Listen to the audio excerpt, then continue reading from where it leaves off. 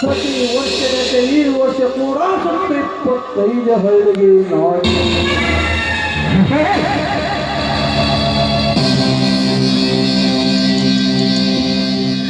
ಇಡೀ ನಮ್ಮ ತಾಲೂಕಿನೇ ಕೇಳಿದ್ರೆ ಸಾಕು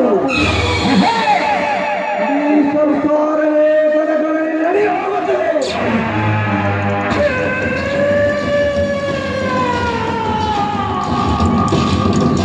ಈ ರಾಜಕೀಯ ಚಲ್ಲಾಟದಲ್ಲಿ ನಡೆಯುತ್ತಿರುವ ಎದುರು ಹೋಗುತ್ತಿರಲ್ಲ.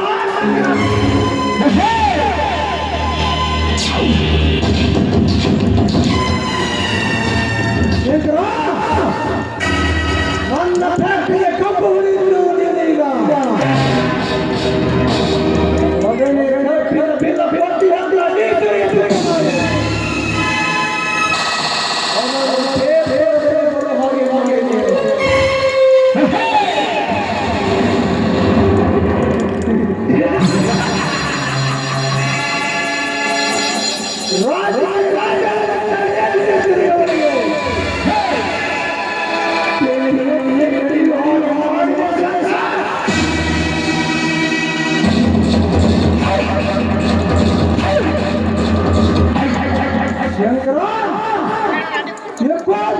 ಮಾಮೂಲಿ ಬರ ರೈತರಿಗೆ ಎಷ್ಟು ಬೇಕಾದರೆ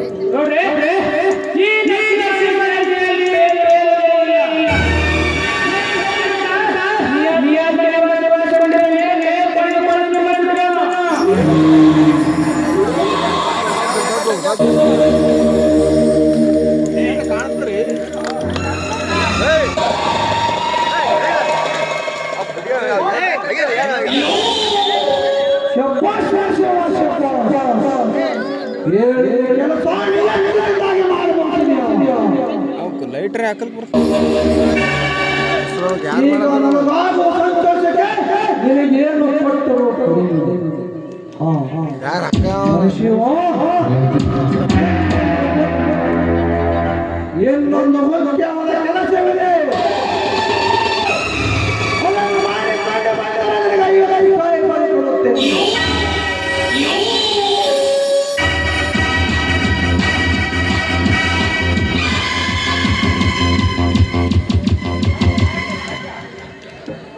ಅದ್ಯಾವ ಕೆಲಸ ಹೇಳಿದ್ರೆ ಕಣ್ಣು ಮುಚ್ಚಿ ಕಣ್ಣು ಬಿಡುವಂತಲ್ಲಿ ಮಾಡಿಕೊಂಡು ಬರುತ್ತೇನೆ. ಅದು ಎಷ್ಟೇ ಕಷ್ಟವಾದರೂ ತಂದು ನಿಮಗೆ ಒಪ್ಪಿಸುತ್ತೇನೆ. ಒಂದು ವೇಳೆ ಅದಕ್ಕೆ ಯಾರಾದರೂ ಅಡ್ಡ ಬಂದರೆ ಅವರನ್ನು ಅಡ್ಡಡ್ಡಾಗಿ ರಕ್ತ ಕುಡಿಯುತ್ತೇನೆ.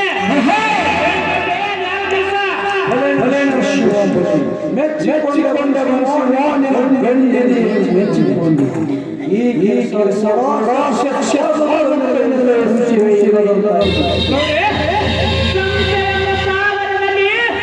ನಂಬಿಕೆ ಎಂಬ ದೋಣಿ ಹಿಡಿದು ಕೆಲಸ ಎಂಬುದು ಹೂಟಾಗಿ ದರ ಸೇರಿಸೇ ಶಿವ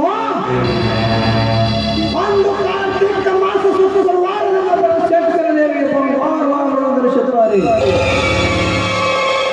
ದೇವಿಗೆ ಧರಿಸಿದ ಬಂಗಾರ ತಂದು ಕೊಡು.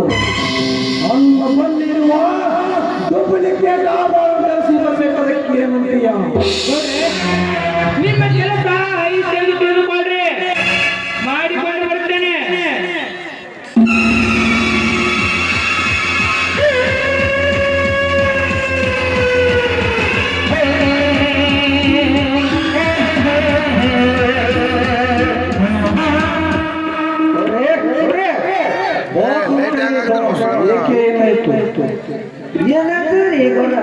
ಈ ಮಗ ಏನು ಸಣ್ಣ ಕೆಲಸ ಮಾಡಿಲ್ಲ. ಇವ ಎರಡು ಎತ್ತು ನಮ್ಮ ಟಮಾಟನ ಹೊಂದಾಗ್ಬಿಟ್ಟು ನಾವು ಪ್ರೀತಿಯೆಲ್ಲ ಹಾಳು ಮಾಡಿಬಿಟ್ರಿ. ಈಗ ಅನ್ನ ಕಮ್ಮಿ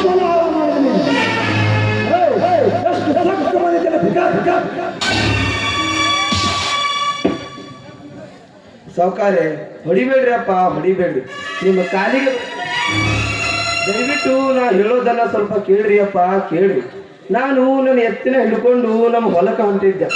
ಆಗ ನನ್ನ 2 ಎತ್ತುಗಳು ಗುದ್ದಾಡ್ಕೊಂತು ನಿಮ್ಮ ಹೊಲದಾಗ ಓಡ್ ಹೋಗಿದ್ ಯಾಕಲೆ ಮಗನ ಮಲ್ಯ ನಮ್ಮ ಹೊಲದಾಗ ಹಾರಾಡಿ ಜಿಂಗಾಡಿ ನಾವು ಪೀಕೆಲ್ಲ ಹಾಳು ಮಾಡಿ ಯಾವ ಮಗನೇ ಯಪ್ಪ ಬಾಯಿಲೆಲ್ಲ ಬಸವಣ್ಣ ರೀ ಅಪ್ಪ. ಅವಕ್ಕೇನು ಗೊತ್ತಾಗ್ತೈತ್ರಿ ಇದನಿ ಇದು ನಿಮ್ಮ ಹೊಲ ಇದು ನಮ್ಮ ಹೊಲ ಅಂತ.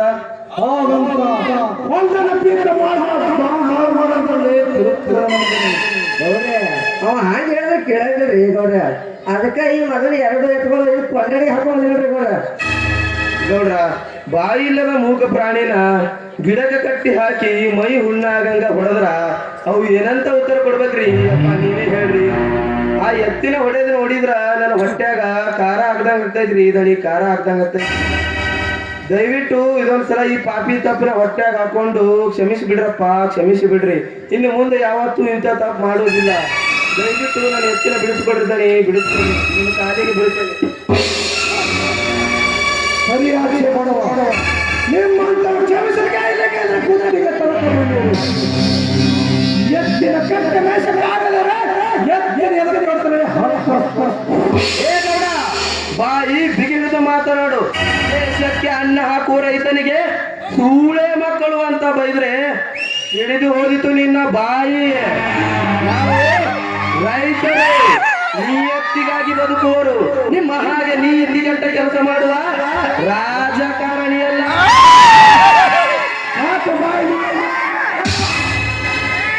ಬಡವನಂತೆ ಸೂರ್ಕೊಂಡಿದ್ದರೆ ನನ್ನ ಮೇಲೆ ನಿಗರಾಡ್ತೀಯ.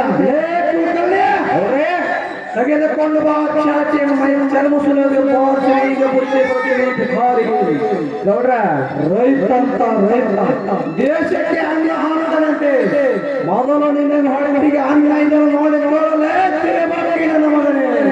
ಗೌಡ್ರ ಅವ ಹಾಗೆ ಹೇಳಿದ್ರೆ ಕೇಳಂಗಿಲ್ರಿ ಗೌಡ್ರ. ಈ ಚಾಟಿಲೆ 4 ಬಾರಿಸ್ರೆ ಯಾವಾಗ ಬುದ್ಧಿ ಬರ್ತದೆ ಈ ಮಗನಿಗೆ. ಇವ ದೇಶಕ್ಕೆ ಅನ್ನ ಹಾಕ್ತಾನಂತ ನಾವು ನೀವೆಲ್ಲ ತಿಳ್ಕೊಂಡೇವ್ರಿ ಗೌಡ್ರ. ಆದ್ರೆ ಅದೇ ದೇಶ ಭಿಕ್ಷೆ ಬರ್ತಾನ್ರಿ ಗೌಡ್ರ ಇವ.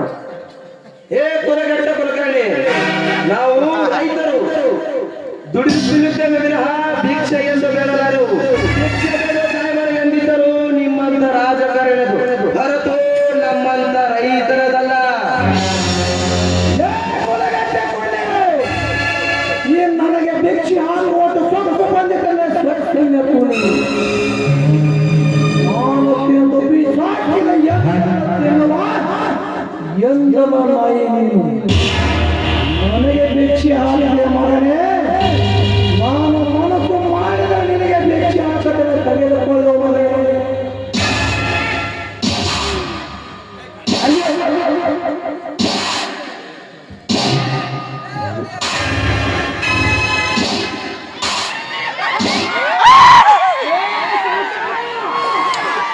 ಈ ರೀತಿ ಬಡವರನ್ನು ಕಟ್ಟಿ ಹಾಕಿ ಹೊಡ್ತಾ ಇದೆಯಲ್ಲ, ನೀನೇನು ಮನುಷ್ಯನೋ ಇಲ್ಲ ರಾಕ್ಷಸನ? ನನ್ನ ಮನೆಗೆ ಬಂದು ನನಗೆ ರಾಕ್ಷಸನಂದ್ರೆ ಬಗಳಿದ್ರೆ ಮಗನೇ, ಇವನಿಗೆ ಬಿದ್ದ ಧರ್ಮ ನಿನಗೆ ಬೇರೆ ಮಾತನಾಡುವ. ಅನ್ಯಾಯ ಮಾಡುತ್ತಿರುವವರನ್ನು ಬಿಟ್ಟು ಏನೋ ಗೊತ್ತಿಲ್ಲದ ಈ ಅಮಾಯಕ ರೈತರಿಗೆ ಕಟ್ಟಿ ಹಾಕಿ ಹೊಡಿತಾ ಇದೆಯಲ್ಲ, ತಪ್ಪಲ್ಲವೇನಾ? ಸರಿ ತಪ್ಪಿನ ಬಗ್ಗೆ ನನ್ನ ಬುದ್ಧಿ ಹೇಳಲು ನೀನು ಬರಬೇಡ. ಒಬ್ಬ ಮಾಮೂಲಿ ಬಡ ರೈತನಿಗೆ ಕೇಳಬೇಕಾದರೆ ಈ ಎಲ್ಲರಿಗೆ ಬುದ್ಧಿ ಹೇಳುವಟ್ಟು ದೊಡ್ಡವನಾದಲ್ಲೇ ಬಡವ. ಏ ಸಾವುಕಾರ, ಈ ಬಡವನಿಂದಲೇ ನೀನೊಬ್ಬ MLA ಆಗಿದ್ದೀಯ ಅನ್ನೋದು ಮರೆತು ಮಾತನಾಡಬೇಡ. MLA ಆದ ಮಾತ್ರಕ್ಕೆ ಅನ್ಯಾಯ ಅತ್ಯಾಚಾರ ಮಾಡುವುದು ಸರಿಯಲ್ಲ.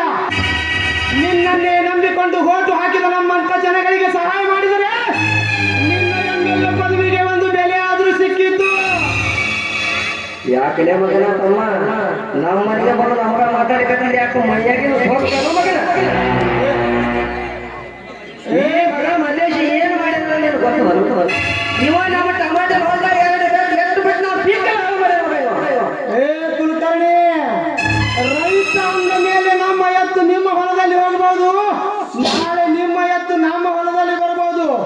ಅದನ್ನೇ ಕಾರಣವಾಗಿಟ್ಟುಕೊಂಡು ಈ ರೀತಿ ಬಡವರಿಗೆ ಶಿಕ್ಷೆ ಕೊಡುವುದು ತಪ್ಪಲ್ಲವೇನೋ?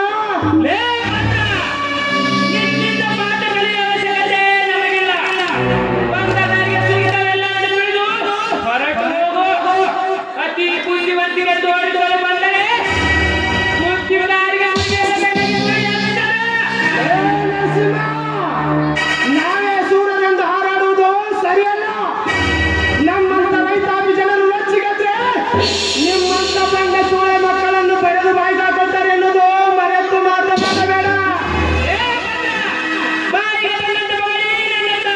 ಪರೀಕ್ಷಿಸಬೇಡ. ಈ ಹಠವಾಗಿ ಹಠಪಟ್ಟು ಕೋಪವನ್ನು ಬಿಟ್ಟರೆ ನಿನ್ನ ಕಾಲು ಕೆಲ್ಲರೆ ಸರಿ, ಇಲ್ಲದಿದ್ದರೆ ಹಠಪಟ್ಟು ಹಸಿರು ಬಂಡ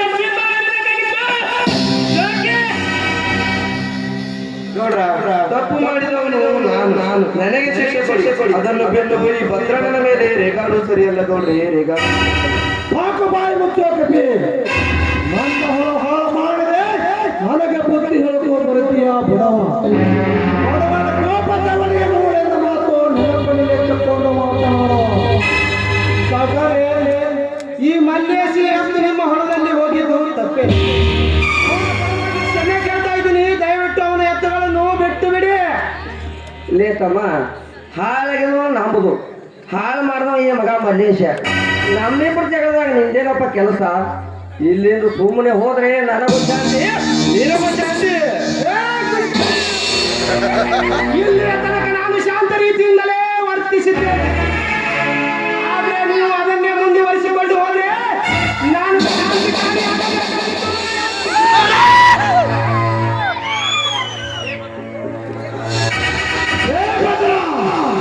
ನೀನು ಹಾಕ್ತೀರ ಸೋಗ ಎತ್ತಿದ್ಯಾದ್ರ ಮಗನೇ, ದಂಡವನ್ನು ಕರೆಕ್ಟ್ ಎತ್ತುಗಳನ್ನು ಬೆಳೆಸಿಕೊಂಡು ಹೋಗು.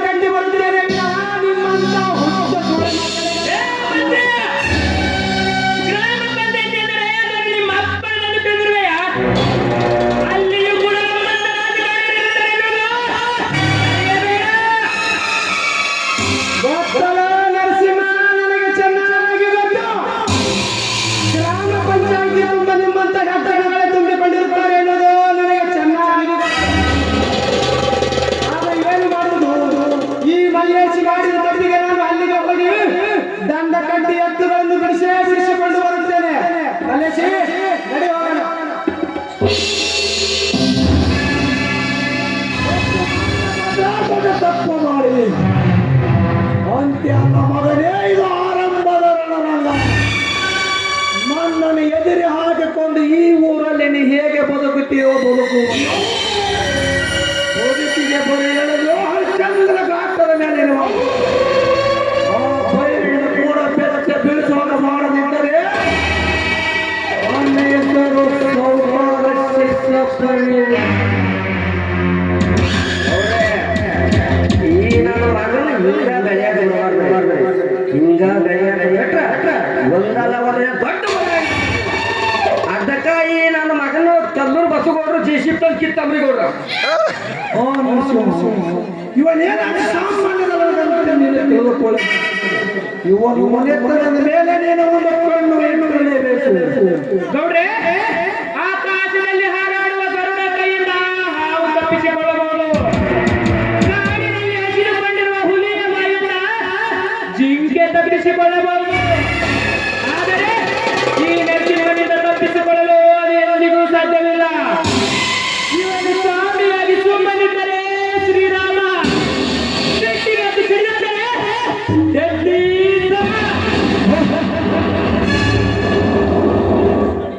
ಹೌದ್ರಿ ಗೌಡ್ರ, ನಮಗೂ ಹಂಗೆ ಅನ್ಸೋದಪ್ಪ ನೋಡ್ರಿ.